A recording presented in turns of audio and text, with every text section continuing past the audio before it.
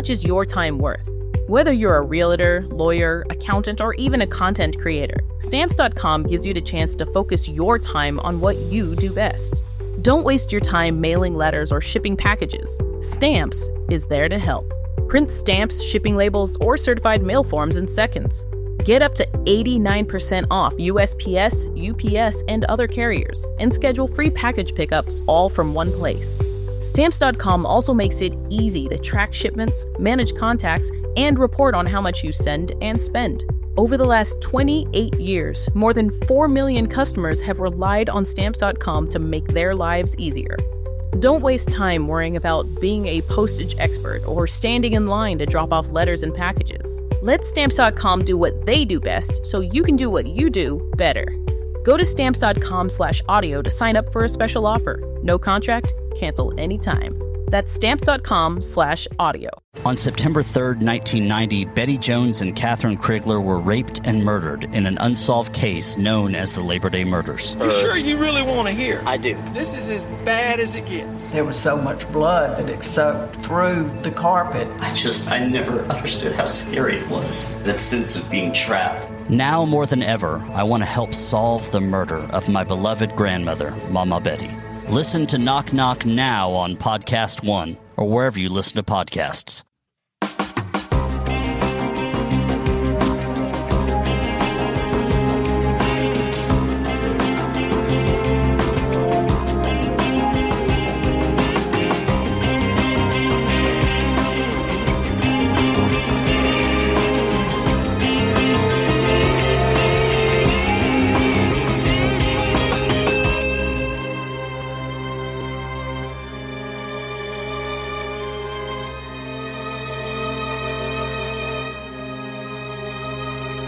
Hello, everyone, and welcome to episode 261 of the True Crime All the Time Unsolved podcast. I'm Mike Ferguson, and with me, as always, is my partner in true crime, Mike Gibson. Gibby, what is going on with you? Hey, man, I'm doing good. How about yourself? I'm doing very well. Yeah? You and I are taping early. This episode will come out right as CrimeCon ends, and we're making plans to head home. Yeah. So we can't tell you how it was yet, but hopefully we had a good time. Exactly. I'm sure we will. We will. I mean, it's Vegas, it's CrimeCon. What's not to like? Let's go ahead and give our shout outs. For Patreon, we had Robert Page. Hey, it's like Led Zeppelin. I know it's Jimmy Page, right? Oh, is that what that is? Or Robert Plant. Oh, yeah. I think you got Jimmy Page and Robert Plant mixed up. But hey, we'll go with it. Yeah. Kathy Stiltner. What's going on, Stiltner? Stephanie LaRocco. Hey, LaRocco. Amanda Davis. Hey, Amanda. Jasmine E. What's up, Jasmine?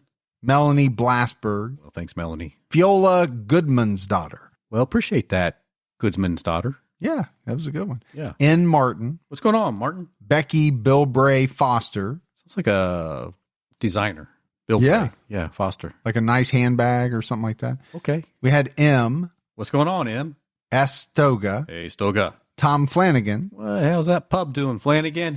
Carrie Grossman. Hey, Carrie. And Jeff K. in KSA. What's up, KSA? Not sure where that is, but It's KSA, man. wherever that is. Yeah. And if we go back into the vault, Gibbs, this week we selected PR. Hey, thanks, PR. We all need some PR. We need good PR.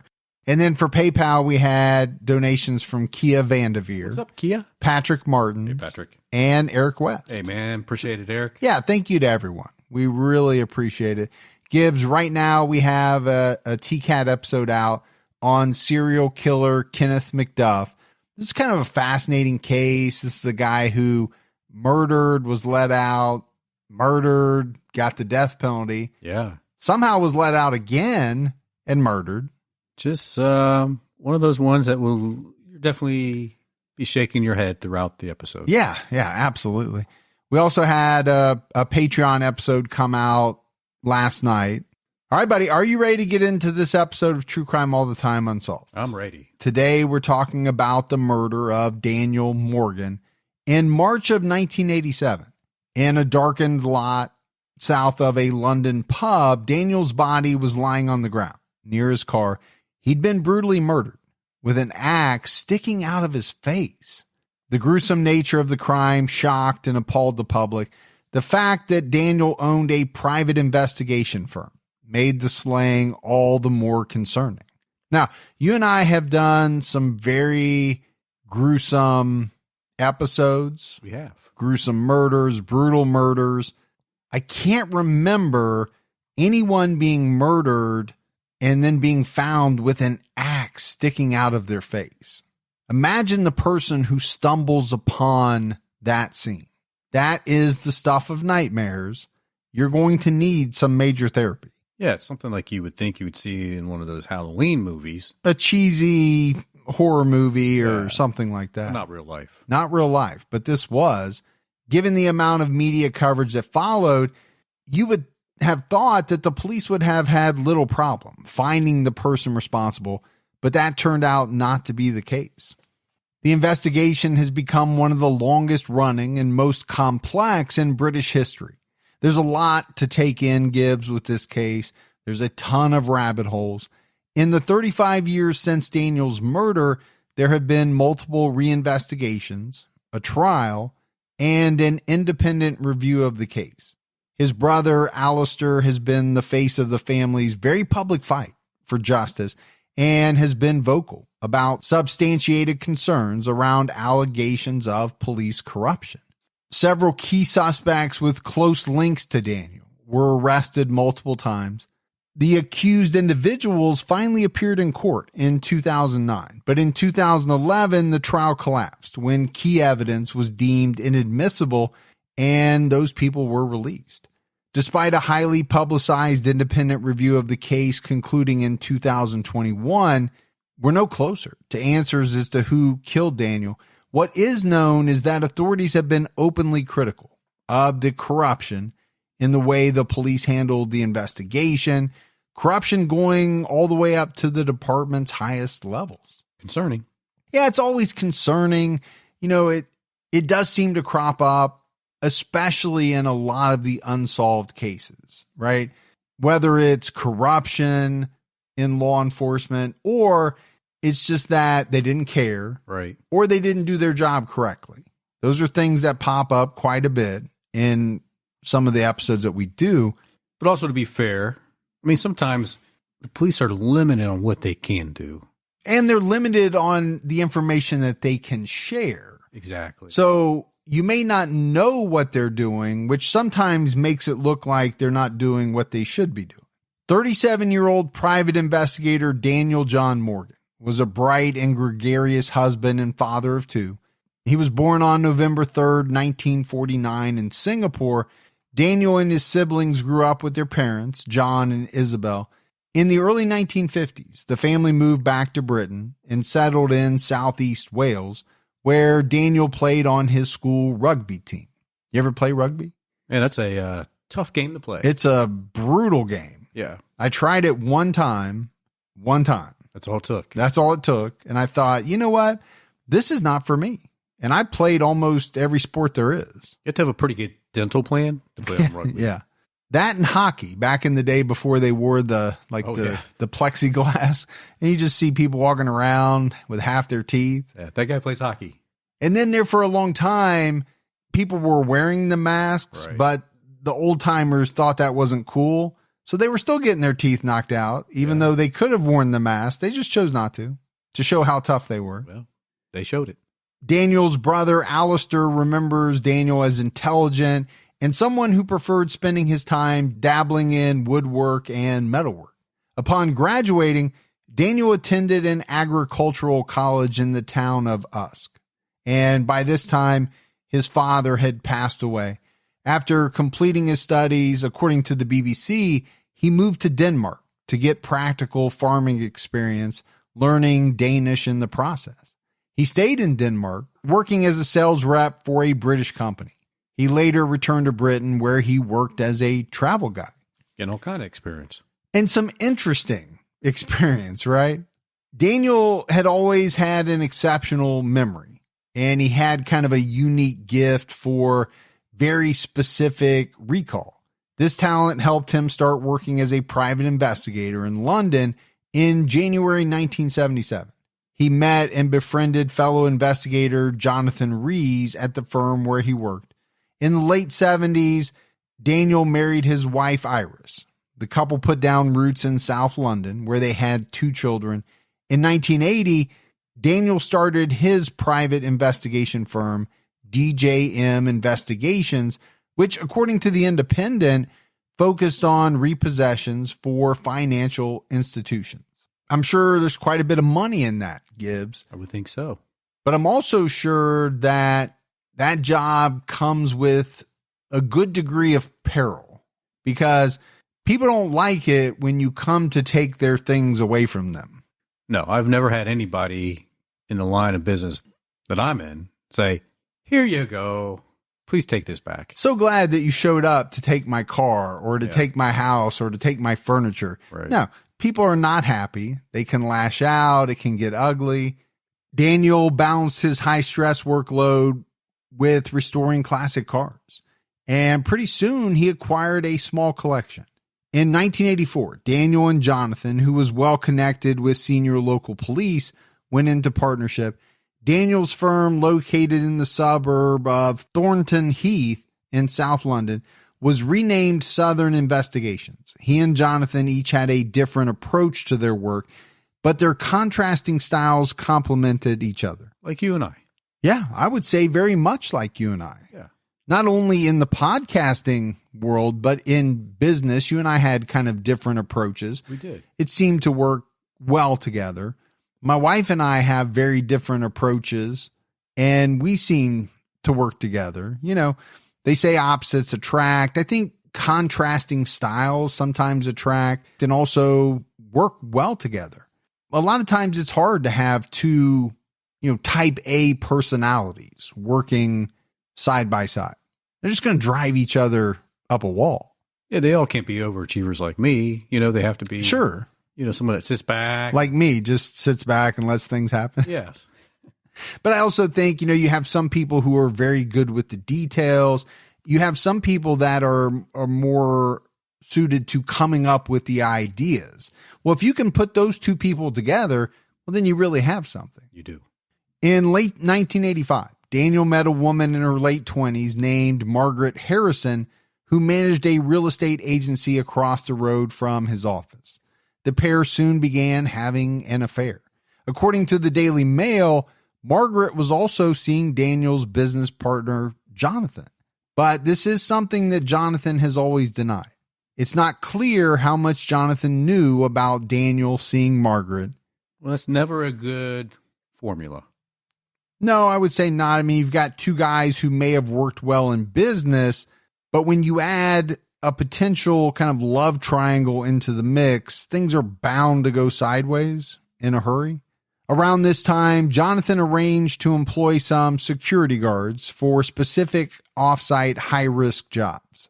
Among these were his brothers-in-law, Glenn and Gary Vian. The Vian brothers were known as tough men who wouldn't back down from a fight, very much like yourself. Another recruit was a friend of Jonathan's Detective Sergeant Sidney Fillery, known as Sid, who was stationed at the nearby Catford police station. So basically, he's got some tough guys. He does. But it sounds like, these were high-risk jobs where, strong, tough guys, menacing guys were needed. On March 10th, 1987, Daniel headed off to work around 8:30 a.m. He left the office several times that day in the course of his job. Daniel enjoyed his work, but he was concerned. The agency was being sued in high court by a client named Belmont Car Auctions over the loss of 18,000 pounds being carried on a job by Jonathan, Sid, and the Vian brothers. Jonathan and the men claimed that they were robbed after collecting the money from Belmont.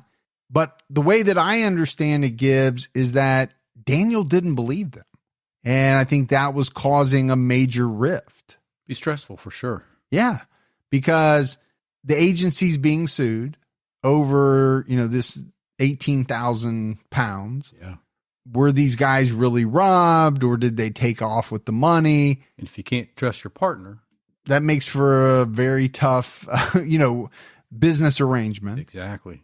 Around 6 p.m., Daniel told Jonathan he'd meet him around 7:30 that night at the Golden Lion Pub, which was less than 5 miles from the office. It wasn't Daniel's local pub, and he'd only been there once the night before, where he was drinking with Sid and Jonathan before he argued with his partner. On him, he had just a little over 1,000 pounds, which the office manager had given him to take home because it was too late in the day to go to the bank. At 6:20 p.m., Margaret and Daniel went for a drink at a local wine bar. Daniel told her he was meeting Jonathan that night, but she told police later that she couldn't recall where. The pair left the wine bar around 7:15 p.m. Daniel called his wife from his car phone to say he'd be home around 8:15 p.m. after his meeting, but he didn't give any details about where it was or who he was seeing. At around 7:30, Jonathan met Daniel at the Golden Lion. Daniel parked his car in the pub's parking lot, adjacent to the attached beer garden. It was described, Gibbs, as a poorly lit area. The partners were believed to have been meeting with a man who could help arrange a loan for the business, but he didn't show up. It wasn't long before some police officers turned up who were friends of Jonathan's, including Sid Fillery. We already talked about him. He was moonlighting for Southern Investigations as a security guard. Jonathan later told police that around 9 p.m., he left the pub and drove home. He said goodbye to Daniel, and he said he saw that his partner was writing some notes. Not long after, Daniel left as well. As he walked to his car, he was struck in the back of his head 3 times by someone wielding an axe. Daniel fell backward on the ground. His killer stood above him and inflicted one vicious final blow, embedding the axe in Daniel's face. I mean, that makes me cringe, Gibbs, just to, kind of detail that out, to think about that. Same here. The killer fled, leaving the murder weapon at the crime scene. Around 9:40 p.m., Daniel's body was discovered by a patron of the pub driving into the parking lot. According to the Croydon Advertiser, Daniel lay face up on the ground next to his car, blood pouring from the wound in his face. Police were alerted, and within minutes, the car park was crawling with law enforcement. I just still can't imagine viewing that. No, I mean, think about this person, right? They're headed to the pub. They drive into the parking lot, probably listening to the radio, maybe not a care in the world. They're going to park, walk into the pub, and have a pint. And what do they find? Yeah. A guy with an axe sticking out of his face. You're going to need more than a pint after that. Oh, a lot more. So law enforcement are on the scene. In Daniel's left hand were 2 packets of potato chips. In his other hand were his car keys. His Rolex watch had been stolen, but the killer had left behind Daniel's wallet containing the more than 1,000 pounds he was carrying. There was no sign of the notes Daniel had been writing in the pub just moments earlier, or his pen. 2 sections of the axe handle were wrapped in an adhesive bandage, which officers noted prevented the detection of fingerprints. So the person that did this purposely put the bandage exactly where they needed to make sure no fingerprints were transferred. Yeah, I believe that's what police thought. I mean, the only other thing that you could think is that they used some type of adhesive bandage, maybe because they thought it would give them a better grip. But I don't think that's what police thought. I think they knew that whoever did this knew exactly what they were doing and the reason behind why they were doing it. My question to you is, how many people would know that it would be very tough to lift a fingerprint off an adhesive bandage? Well, you would think it would have to be somebody in that field to know that. Right. I would not think most people in the general public would know that or even think that. I didn't know that. No. Before we started researching this case. I would have thought, okay, you can lift fingerprints from most surfaces. I think we did a case not that long ago where somebody came out and said it's very hard to lift fingerprints off of a leather or vinyl car seat. Never thought about that either. But whoever did this, maybe they're in the police work, forensics work. Yeah, I think that's where we're heading, right? Somebody had to have pretty specific knowledge. And I think what jumps out immediately is police officer or at least somebody in that field. True Crime All the Time Unsolved is brought to you by Progressive Insurance. Let's face it, sometimes multitasking can be overwhelming. Like when your favorite podcast is playing and the person next to you is talking and your car fan is blasting, all while you're trying to find the perfect parking spot. But then again, sometimes multitasking is easy. Like quoting with Progressive Insurance. They do the hard work of comparing rates so you can find a great rate that works for you even if it's not with them. Give their nifty comparison tool a try and you might just find getting the rate and coverage you deserve is easy. All you need to do is visit Progressive's website to get a quote with all the coverages you want, like comprehensive and collision coverage or personal injury protection. Then you'll see Progressive's direct rate and their tool will provide options from other companies all lined up and ready to compare, so it's simple to choose the rate and coverages you like. Press play on comparing auto rates. Quote at Progressive.com to join the over 27 million drivers who trust Progressive. Progressive Casualty Insurance Company and Affiliates. Comparison rates not available in all states or situations. Prices vary based on how you buy.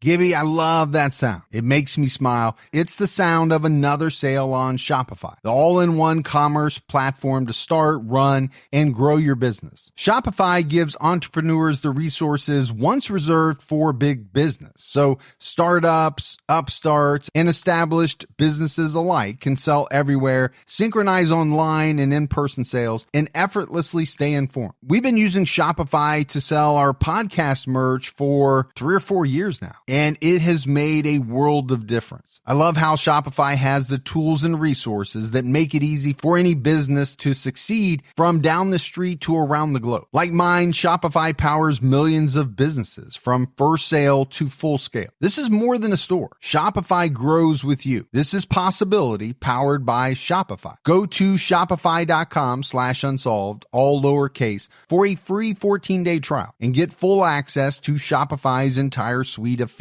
Grow your business with Shopify today. Go to shopify.com/unsolved right now. Shopify.com/unsolved. At the autopsy, it was determined that for the axe to be so deeply embedded in Daniel's head, whoever killed him had been standing very close and had used a substantial amount of force as they struck him. The police believed that this was extremely personal. So I don't know, Gibbs, but my assumption is the police were probably thinking this ruled out most women. We know women kill. They kill all the time. I don't think axe is the preferred method that many women use, but to say that it would require a substantial amount of force.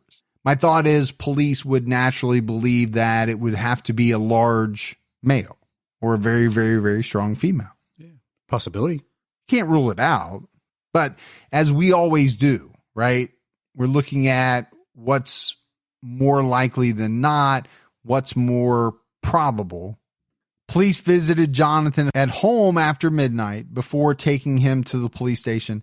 Daniel's wife, Iris, was so distressed, it was decided that Jonathan would identify Daniel's body.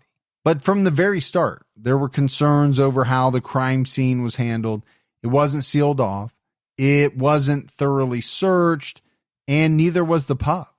The chain of custody was said to have been seriously compromised when it came to handling exhibits, and no effort was made to recover DNA samples, let alone anything additional such as fibers or fingerprints.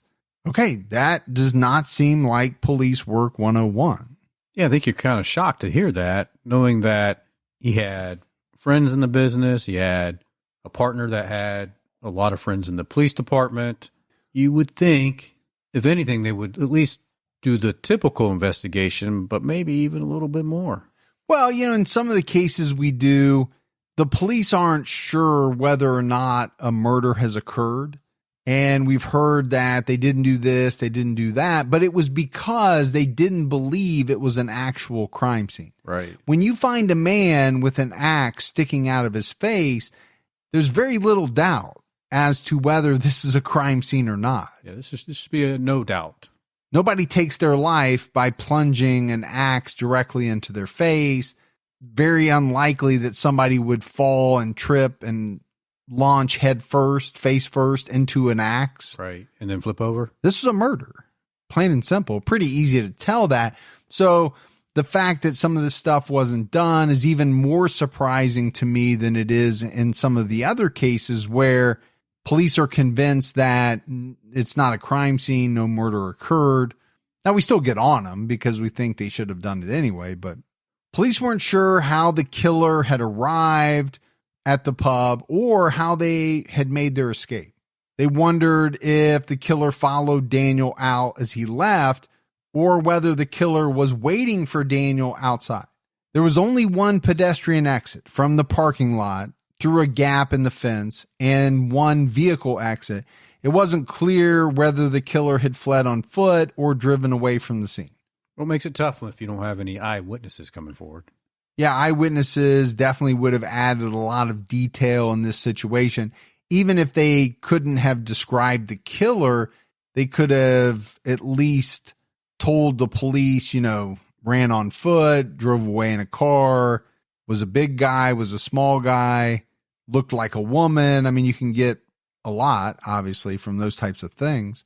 So I guess what I'm saying is they don't have a lot to go on, right? Pretty limited. And you would think, Gibbs, if people would see anything, they would see someone plunging an axe into the face of another person. I mean, granted, it was a very dark parking lot. Sure. But still. And maybe there wasn't many people around. Daniel's family hoped the person responsible would be found quickly. But from the day following the murder, his brother, Alistair, said that he knew something was off in the way that police were running the investigation. One of the primary concerns was how under-resourced the investigation was compared to the amount of publicity it generated. Again, I don't want to keep stressing it, but a guy was found with an axe embedded in his face. That's going to catch people's attention in the newspapers or on the nightly news. Yeah, and this is London. You think, kind of be like almost an all hands on deck kind of call out. Let's see what we can find out there. The officers in charge were from nearby Catford Police Station, including Detective Sergeant Sid Fillery. And I think right off the bat, Gibbs, you'd have to think there's a conflict of interest, right? Given the fact that Sid knew these guys, knew Daniel, was working for Daniel and Jonathan on the side. But apparently Sid decided not to tell senior police about his association with the agency. The following morning, Sid saw to it that several files and Daniel's diary were removed from the agency with Jonathan's cooperation. Sid also took a witness statement from Jonathan, who explained Daniel had gotten several people upset during his work as a debt collector, and he had received threats in response to his combative demeanor. Jonathan told Sid nothing happened between him and Daniel while they were at the pub on either the evening of the murder or the night before. According to The Guardian, Sid didn't seize Jonathan's clothes or his car for forensic examination. Now, Sid was pretty quickly removed from the investigation by a senior officer who made the connection between the men. Yeah, but he should have removed himself, right? He should have. Shouldn't waited for that. And the fact that, he's kind of front and center, doing things, but not doing the things that you would expect to be done. It's cause for concern. It is. Other detectives tried to figure out whether the attack was a random act or if Daniel had been targeted over some type of work-related issue. 10 days after the slaying, police scrutinized the agency's files, specifically the civil suit brought against the agency by Belmont Car Auctions. As officers spoke with Daniel's employees, it came out that Daniel and Jonathan's relationship had deteriorated to become pretty bitter. So just like a lot of partnerships, sometimes they can go sour. Yeah, it may have started out great. They got along, but it sounds to me that by the time Daniel was murdered, their relationship was rocky. And it was said that a lot of it centered around Jonathan hiring these off-duty police officers like Sid to provide security work for the agency. Now, when Jonathan was asked, he denied the fact that the relationship had become tense. He explained away any conflict by pointing to the high-stress nature of their work. He started spreading misinformation, telling people Daniel had multiple romantic affairs and that he'd been the target of a jealous husband or may have been killed due to a drug deal gone wrong. He could have been killed for many reasons. Sure. Maybe a husband got upset with him because he was seeing his wife. Okay, that's a possibility. These are all possible, but here's what jumps out at me about it. If something happened to you, right? These guys were supposed to be friends. You and I are friends. If something happened to you, my first thought wouldn't be to go run and tell people a bunch of things that, number one, don't make you look good. Right. And number two, are not based in fact, right? I'm not going to speculate that you might have been out dealing drugs. Yeah, it's going to take away from the investigation, let alone potentially tarnish somebody's reputation. Yeah, so that just kind of jumped out at me as being strange, right? You don't normally throw a friend under the bus after they've just been murdered. Most friends try to protect the legacy of people like that. Now, it may come out that this person was doing some things that were a little shady, but are you going to just offer them up? Especially when you don't have the facts to back it up. You're going to speculate that they were doing some shady things. That is hard for me to reconcile. Yeah. The focus of the investigation quickly moved to Jonathan, Sid, and the Vian brothers. In April 1987, the men were arrested for Daniel's murder. Part of the evidence against Jonathan was a 12-minute period of time that he couldn't account for on his drive home from the pub the night Daniel was killed. But given the lack of sufficient evidence to proceed with the charge, all the men were released.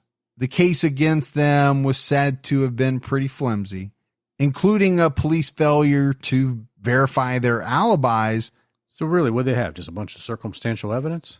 Yeah, and I don't even think they had all that much other than the connections between the men.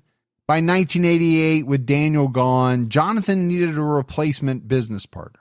He decided on none other than his friend and one of the original investigating officers, Sid Fillery, who at this time still remained a suspect in Daniel's murder. Sid had since retired from the Metropolitan Police on a medical pension. So that doesn't look great, right? You need a new business partner. I get that. But you, Sid, the Vian brothers are being looked at as possible murderers, and you're going to get Sid to be your business partner? I'm thinking maybe you needed to keep that separation. Yeah, you might want to distance yourself from each other while the police are looking at you as a potential murderer. Yeah. No doubt. I mean, I get it. You know, ex-police officers, ex-detectives make great security people. I mean, a lot of the security firms will have retired or semi-retired or, you know, some form of ex-police individuals on their team. Well, sure, they already have the training. Yes. They fit right in, start right up. I'm not saying the guy wasn't qualified. I'm sure he was qualified to do the job. Right.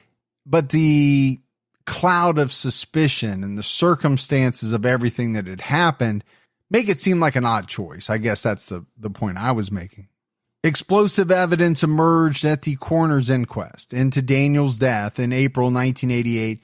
The Southern Investigations bookkeeper told the court that in the year leading up to the murder, Jonathan told him he planned to have Daniel murdered. Okay, that's pretty inflammatory. That's pretty direct, too. Pretty direct. Apparently, the plot would involve Jonathan's friends who worked at Catford Police Station. This would allow Sid to influence the direction of inquiries, divert attention away from Jonathan and himself, and then with Daniel out of the way, Sid would retire and Jonathan would appoint him as his business partner. Okay, well, some of that stuff actually happened, we know. Right. So it fits in The allegations against Sid included claims he'd tampered with evidence and attempted to interfere with witnesses during the actual coroner's inquiry. But both Jonathan and Sid continued to deny any involvement in Daniel's murder. Still doesn't look good, does it? No. Now, like with everything, you have to determine the truthfulness of this bookkeeper. If the bookkeeper is being honest, it's pretty damning stuff. And what would the bookkeeper have to gain by not being honest? I don't know. Could the bookkeeper have had a rocky relationship with Jonathan? There are some things that maybe could point to this person wanting to get back at Jonathan, but we don't have any of that information. I'm kind of playing devil's advocate there. According to the BBC, the court also heard Daniel worked with media contacts to expose large-scale police corruption in South London. Now, there were no specifics about the nature of the corruption or who was involved, but those in attendance were stunned at the revelations. Well, it's never going to go over easy when you accuse a police force of being corrupt. No, they tend not to like that. While the court found Daniel had been unlawfully killed, no charges resulted, and Daniel's family was devastated. The Morgans had been publicly lobbying numerous politicians. They complained to the Police Complaints Authority following the inquest, citing the lack of a family liaison and Sid being on the case despite his friendship with Jonathan. The complaint resulted in an inquiry conducted by Hampshire police in the summer of 1988. This in turn saw Jonathan charged with murder, but the charges were soon dropped based on insufficient evidence.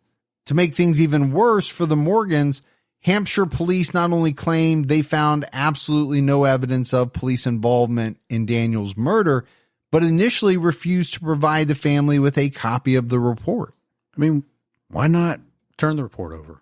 It's just going to add fuel to the fire. Yeah, I think if you're the family and you're already suspicious, you believe the police are not doing what they're supposed to be doing, them withholding the report from you is just another layer.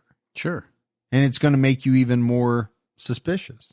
In January 1989, Jonathan was again arrested for Daniel's murder. He maintained his innocence and denied any involvement or police conspiracy. 5 months later, the proceedings were discontinued. And this was really the start of about an 8-year period where the investigation into Daniel's murder stalled. Well, look, if you're Jonathan, you're like, what's going on? This is the third time you try to bring me up on this. You know, but that is one thing that kind of jumps out in some of these cases that we do over in Britain, where they seem to arrest people multiple times. Right. But the charges get dropped pretty quickly because they don't have the evidence. Southern Investigations was earning a pretty substantial amount from a new client, the now defunct tabloid News of the World. Jonathan had a large network of media contacts that he used. He also paid crooked cops for information he then fed to the newspaper. And Jonathan and Sid enjoyed the financial benefits of being the newspaper's private investigation firm of choice when it came to exposing and unethically targeting the royal family, celebrities, and politicians in sex and drug scandals. They also delved into their bank account transactions. Those, that type of information, for sure, sells magazines, tabloids. Sells tabloids, no doubt. The problem is Jonathan and Sid's activities didn't go unnoticed by the current investigators in Daniel's case. By 1998, detectives had gathered damning intelligence on the pair, indicating the men had indeed paid police officers to facilitate their business interests with the News of the World. The large-scale police exercise, Operation Nigeria, Two Bridges, involved the agency's offices being bugged. It was so covert, even Daniel's family wasn't aware at the beginning. By January 1999, the operation identified a close friend of Jonathan's, a known criminal named Jimmy Cook, as the possible getaway driver for the killer in Daniel's murder. The following year, a review of the case made over 80 recommendations regarding further avenues for investigation.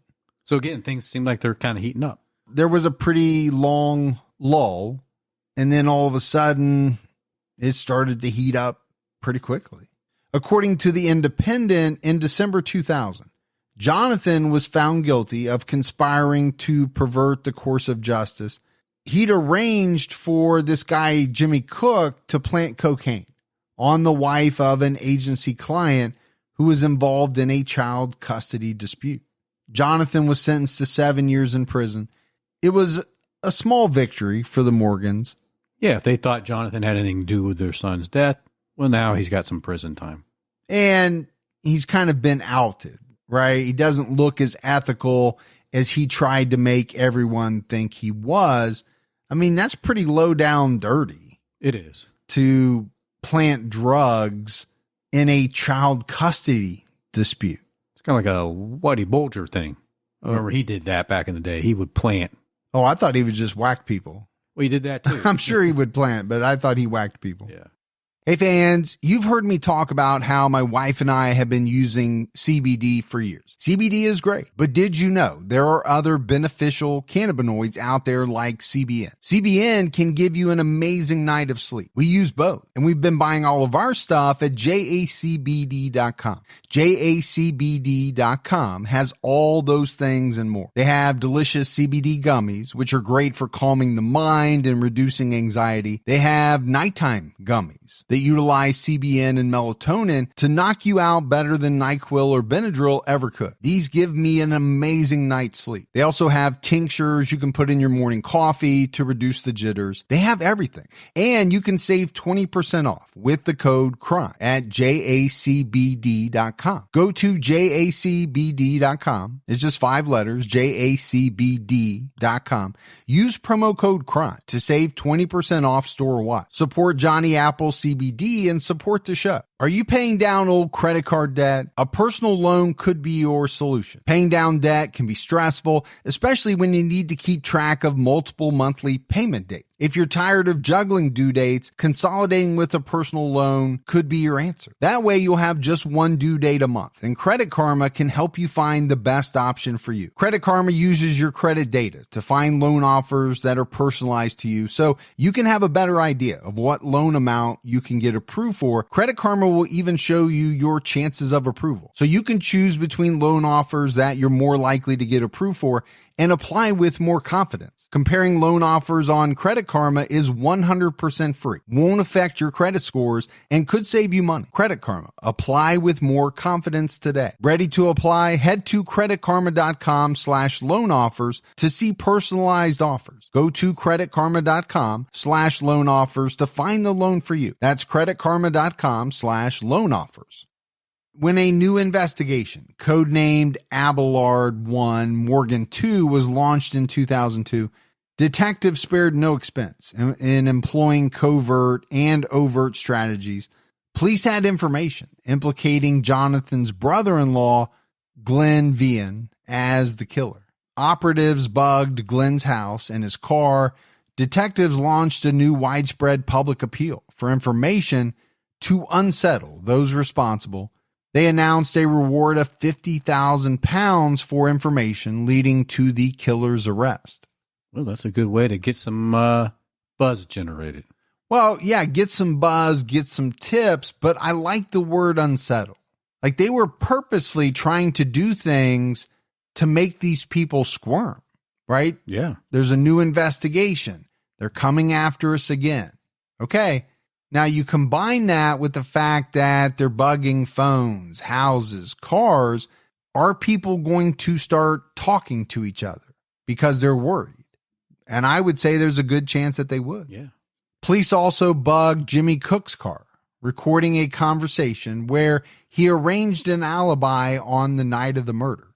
The operation resulted in the arrest of 8 people by early 2003.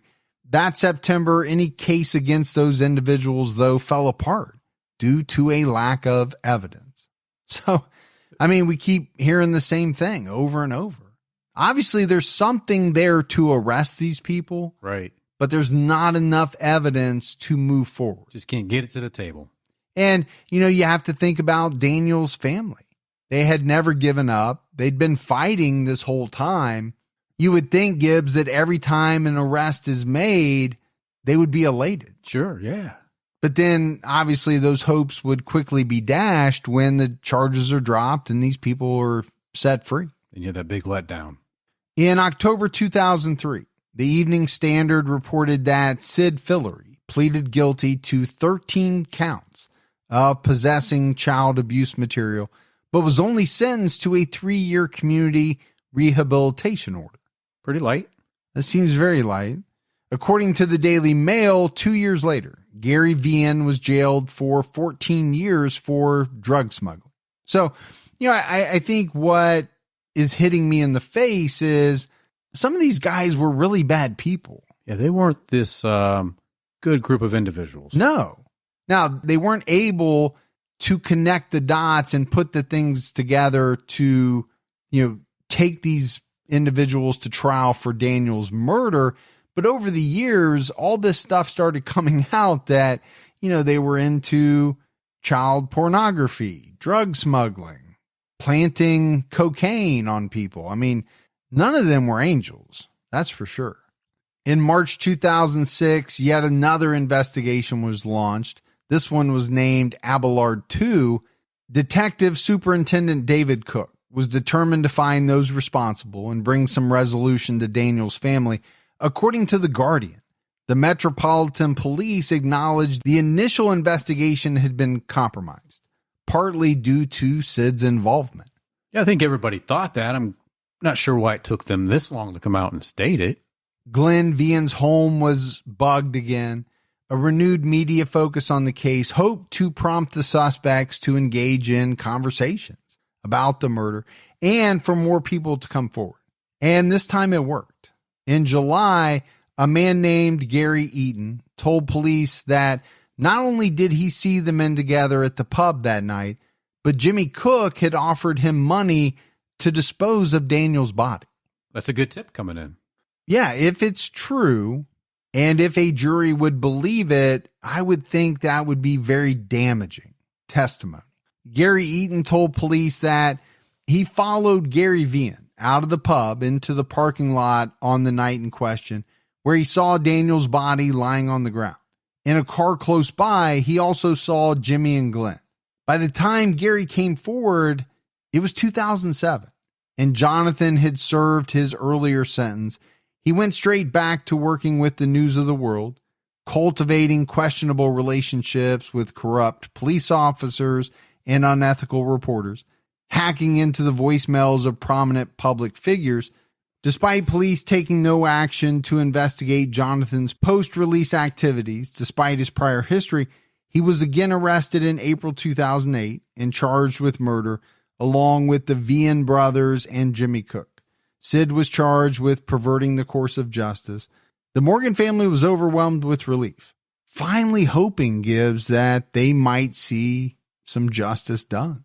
What is it, the third time's a charm? And this is well past the third time. We're well past the third time. While the accused men were awaiting trial, there was another shocking development. Gary Vian's stepson, Dean, had been a police officer himself, but since resigned. In 2009, Dean told police his mother had told him Jonathan paid Glenn to kill Daniel so that Jonathan could have Margaret Harrison to himself. According to the Channel 4 documentary Murder in the Car Park, Dean's mother refused to provide further information to the police. Well, that's a little interesting piece of information, if it's true. Again, yeah, I mean, that's the thing with all of this. If it's true, if a jury believes it, if it can be corroborated. That same year, 2009, the trial of Jonathan, Sid, the Vian brothers, and Jimmy finally commenced. The prosecution relied heavily on the evidence of witnesses, including Gary Eaton. The defense responded by arguing there had been an abuse of process. They pointed to phone records indicating investigators had been in frequent unauthorized contact with Gary Eaton following his initial statement. His account could have been influenced by police coercion. According to the BBC, Gary's evidence had swung from refusing to name Jimmy and the Vian brothers to providing an overly detailed account of what he encountered in the parking lot. It's going to make you wonder why he changed his story now and why so much detail. If he didn't have it prior, how does he have so much detail now? Well, and the defense's argument would be that police helped provide him with that level of detail. And it came out that Gary had considerable mental health concerns, which only increased the likelihood that he was vulnerable to police suggestions. The breach of investigative best practice was a significant blow to the strength of the prosecution's case. In February 2010, Gary Eaton was dismissed as an unreliable witness, and there was a stay in the case against Sid.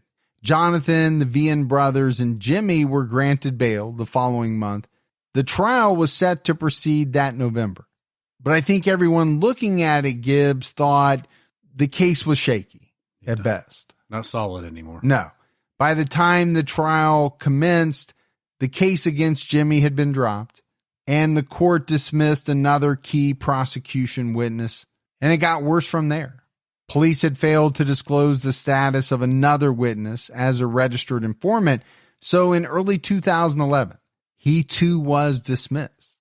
So pretty hard if you're the prosecution to move forward with a solid case when all of, kind of your star witnesses are being dismissed one by one. Yeah, what kind of ammunition do you have going into that trial? Not much, or not nearly as much as you had going into it.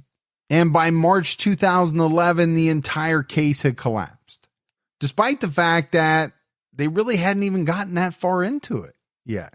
It was determined that a fair trial couldn't be guaranteed, so formal verdicts of not guilty were recorded for Jonathan and the Vian brothers. Daniel's family was crushed and said that they felt the authorities had utterly failed them. The Metropolitan Police were in a position where essentially they were forced to acknowledge police corruption had significantly impacted the initial investigation. A year later, according to The Guardian, both the police and prosecutors accepted responsibility for the trial failing to proceed. It had emerged that reams of prosecution documents hadn't been disclosed to the defense in pretrial hearings. Police publicly apologized to the Morgan family. Yeah, that's great and everything, but think about where we're at in this murder case. What year is it now? How long has it been? Yeah, it's been a long time. I get it. They're doing the right thing. They're publicly apologizing, and I'm sure it meant something to the family. I can't say exactly what it meant. I'm sure they would much rather have had the police, go back and do things correctly so that a case could actually be brought against these people. We've talked about Jonathan's involvement in some unethical, possibly illegal activities with the News of the World. The newspaper was paying him upwards of £150,000 a year. Wow. In particular, his part in the hacking of voicemails of high-profile figures led to the 2011 Leveson inquiry into unethical relationships and illegal activities between the press, police, and private investigators. He was charged, but again, even those charges in the hacking scandal were eventually dropped. However, the News of the World did shut down as a result of this scandal. Which means he lost some income, right? Sure. But he's still a free man. Right. I mean, you talk about walking a high wire and all the breaks going your way. You kind of have to say that about Jonathan. Every time it looks as though he's in for it, the charges are dropped. He's a free man. I mean, to be arrested 4, 5, 6 different times and to have everything basically crumble. Yeah. You got to count yourself as being pretty lucky. You got to feel pretty lucky. To say, hey, it's because I didn't do anything wrong, or say, hey, I'm Teflon. 2 years later, the British government announced it would convene an independent panel to examine Daniel's murder.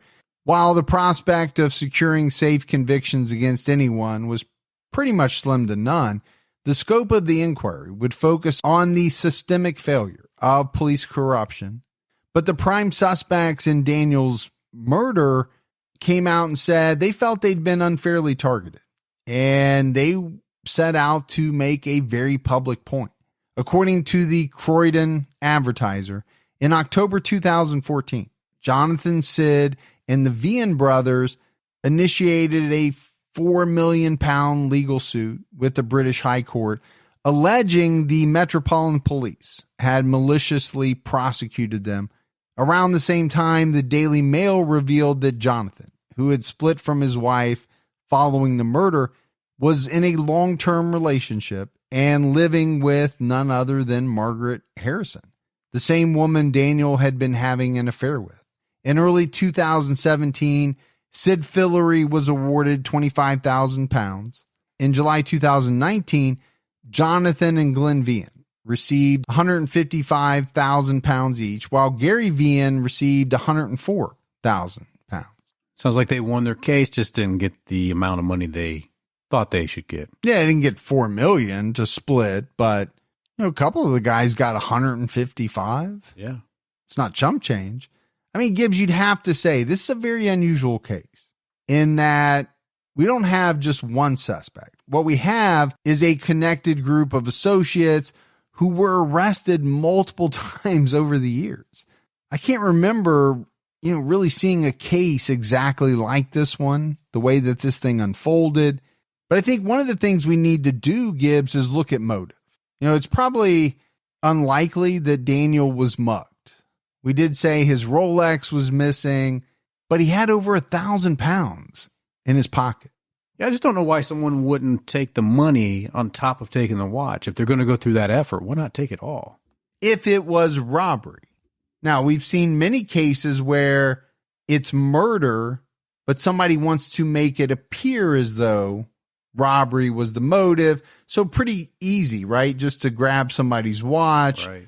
And not take the time to see what type of money or other valuables they have on them. And then, you really have to look at the brutal nature of the murder. The police thought it was personal, premeditated, and designed to send a message. And you have the admission by police that corruption tainted the investigation from the very beginning. Sky News reported that this gives some weight to the theory that Daniel was about to expose large-scale corruption.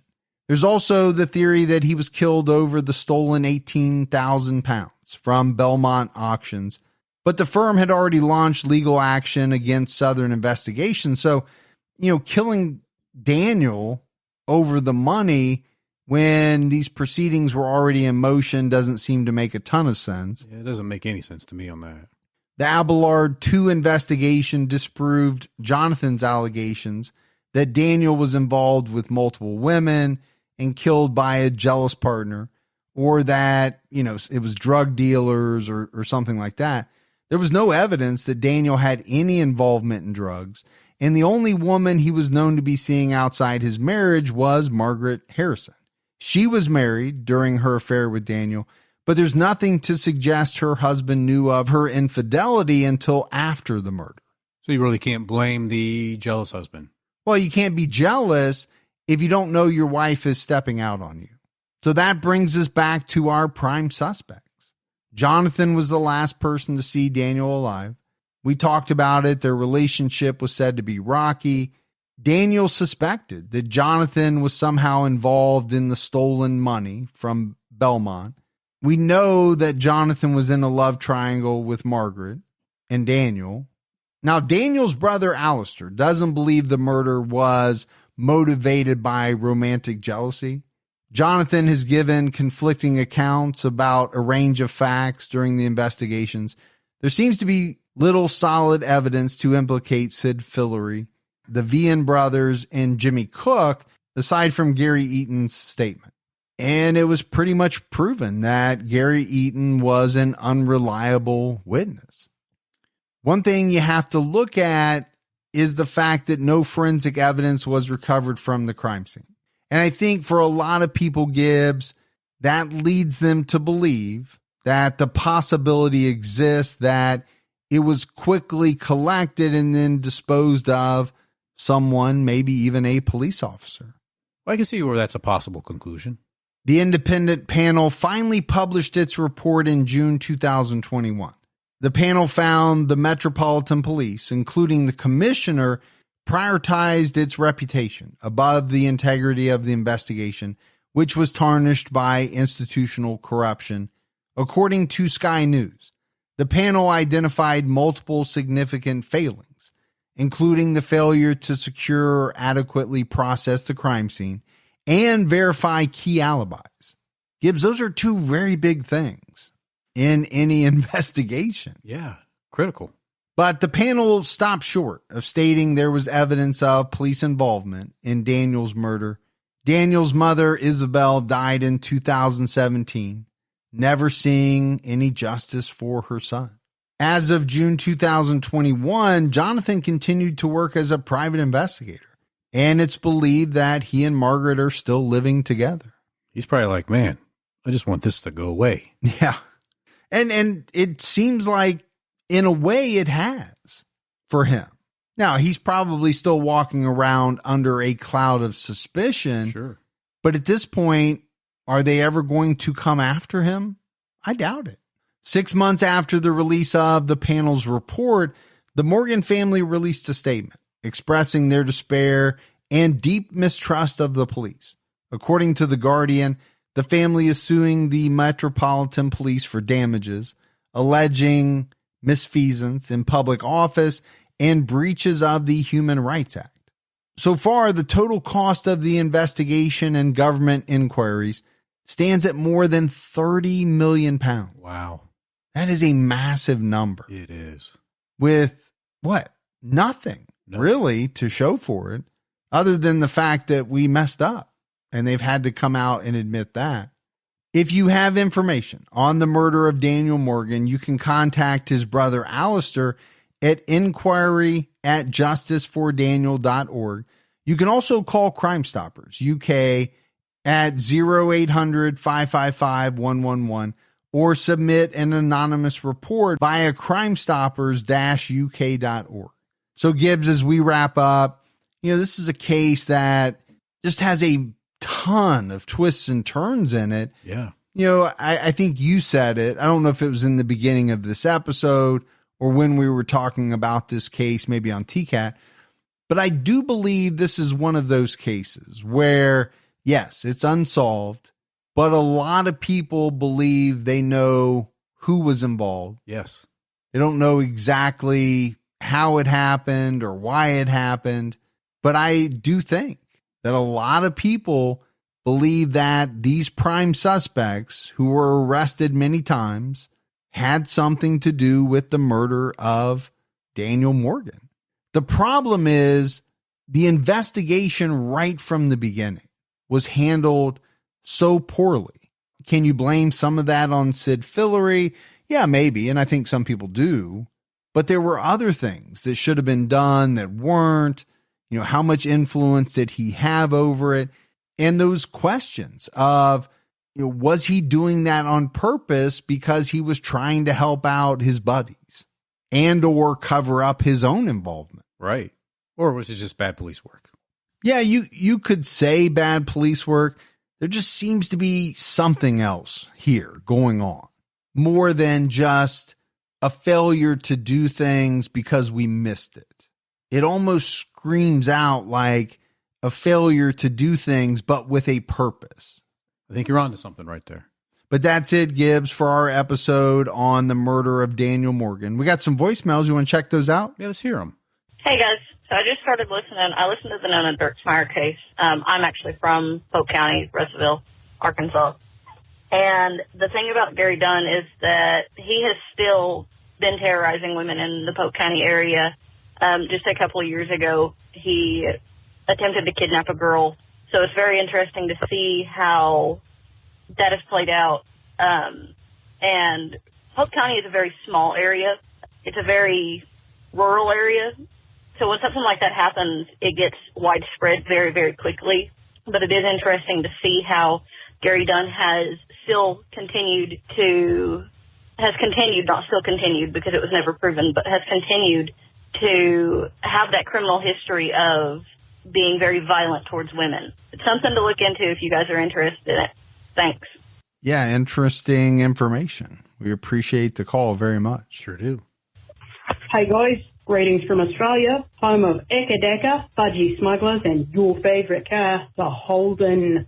It is, however, with great regret that I have to inform you that the Holden has actually ceased production in Australia, effective almost 2 years ago. Something about this thing called COVID, I think. I'm not sure. Maybe General Motors just sucks. Regardless, I can't believe that I haven't heard anyone calling from Australia give you this grave news previously, but I was glad to hear a case from Australia recently, along with the other recent Australian case of the Somerton man, a local favourite, certainly. Looking forward to more. There are plenty of cases down under for you boys to cover. You haven't broached the Wanda Beach murders, the Beaumont children, the Kimberley killer, the Belangolo killer. There's lots of good stuff down here, boys. So much that you should probably just launch another podcast. I'm thinking TCAT abroad. Sounds like a plan. Anyway, boys, stay safe and keep your own time cooking. No more Holden. No. I know. What are we going to talk about? I mean, a lot of the cases that we do are older, so there will still be Holden talk. Sure. We actually did do the Wanda Beach murders case. I remember that one. It was many years ago, but we touched on it. Appreciate the voicemail. We do. Hey, Mike and Gibby. This is Melissa from Moorhead, Kentucky. Love your podcast. I listen to the Unsolved right now. Plan on moving over to the original after I get caught up on these. Just had an incident, and I realized that I probably shouldn't listen to you all day like I do. I am a home health nurse and DoorDash on the side, so I'm always listening to you guys. I was out by the Red River Gorge and coming home from seeing a patient, and there's a guy hitchhiking. And what was odd is that he had a kayak paddle, but no kayak. So I'm trying, my mind's going wild with what he's doing with this paddle. Anyway, I did not pick him up. However, I made an order today for some merchandise and did not get the keychain whistle. I'm thinking now I probably should have. Anyway, keep your own time ticking, and thank you guys for what you do. There's many uses for that paddle besides your kayak. Seems strange, though. It is strange. Right? To see somebody walking down the street with just a paddle. I will definitely check on the keychain. The keychain is mailed separately from a lot of the other merchandise because we have it here in the studio, so it comes from my house. So it will come in a separate package. Yeah. So, all right, buddy. That's it for another episode of True Crime All the Time Unsolved. So from Mike and Gibby, stay safe and keep your own time ticking.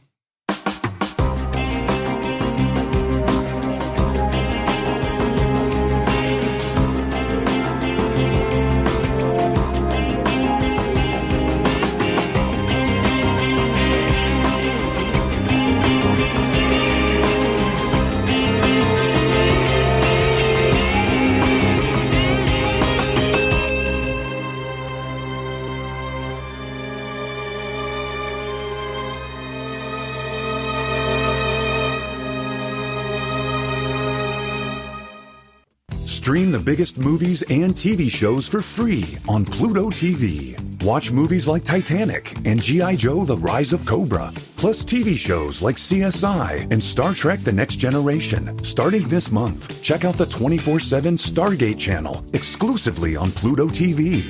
Plus hundreds of channels and thousands of movies and TV shows absolutely free. Download the free Pluto TV app on your favorite streaming device and start watching today. Work takes up most of your time. That's why you should use Stamps.com to save time with your mailing and shipping. Stamps.com will simplify your postage needs and add valuable time back into your workday, so you have flexibility to focus on more important things. Stamps.com can handle your mailing and shipping needs with rates up to 88% off UPS and USPS. Send invoices, checks, certified mail, packages, and anything else you need to keep your business running with Stamps.com. If you sell online, connecting with every major marketplace and shopping cart is easy. Plus, you can schedule package pickups through their dashboard and automatically see your cheapest and fastest shipping options from different carriers with Stamps.com's Rate Advisor. Add more flexibility to your workday with Stamps.com. Go to Stamps.com/program to sign up for a special offer. No contract, cancel anytime. That's Stamps.com/program.